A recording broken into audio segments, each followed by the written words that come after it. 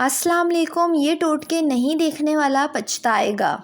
मुल्तानी मिट्टी गीले सर पर लगाने से बाल कभी सफ़ेद नहीं होंगे। खाने के बाद सौंफ चख लेने से खाना जल्दी हज़म हो जाएगा। कच्चा दूध पीने से रंग कभी काला नहीं होगा।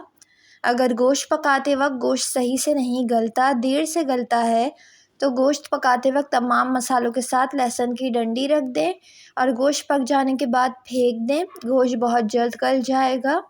हरी चटनी का रंग फ्रेश रखना हो तो पीसते वक्त इसमें तेल और सिरका शामिल कर दें।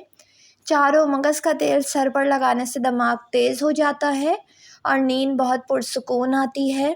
गंजपन दूर करने के लिए लाल प्याज और लहसुन का रस मिलाकर रोज़ाना सर पर रगड़ें। कुछ ही दिनों में बाल दोबारा निकल आएंगे। फजर की नमाज के बाद आसमान की तरफ मुंह करके थोड़ी देर सांस रोकने से दमे का मर्ज ख़त्म हो जाता है। सरसों के तेल में बकरी का दूध मिलाकर बालों में लगाने से बाल जल्दी लंबे होते हैं। ज़्यादा चिकनाई वाली चीज़ें खाने से गले में इन्फेक्शन हो जाता है। जिन लोगों को बलगम की शिकायत रहती हो उनके लिए बैगन बेहतरीन सब्ज़ी है। बैगन का इस्तेमाल लाजमी करें। कलौंजी के इस्तेमाल से बालों का रंग स्याह हो जाता है। फालिज, लकवा, मैदे की तकलीफ़, बिनाई की कमज़ोरी, जोड़ों के दर्द के लिए भी कलौंजी बेहतरीन है। अगर मुंह में छाले हो जाएं तो आलू बुखारे का जूस निकाल कर पी लें।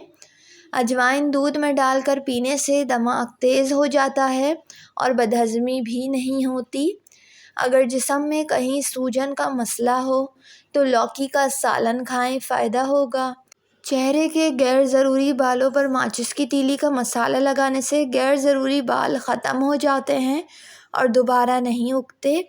शाम के वक्त गोश्त मत खाएं, कैंसर जैसी बीमारी से बचे रहेंगे। नींद की गोलियों को मत खाएं, सोने से कबल एक गिलास गर्म दूध पी लें, चैन की नींद सोएंगे। नींद की गोलियां जिस्म पर बाकी दूसरे बुरे असरात मुरतब करती है। अव्वल व आखिर दुरूद शरीफ के साथ 11 मरतबा सूरह फातिहा पढ़कर पानी पर दम करके शौहर को पिलाएं। न घर में परेशानी होगी, सुकून ही सुकून रहेगा।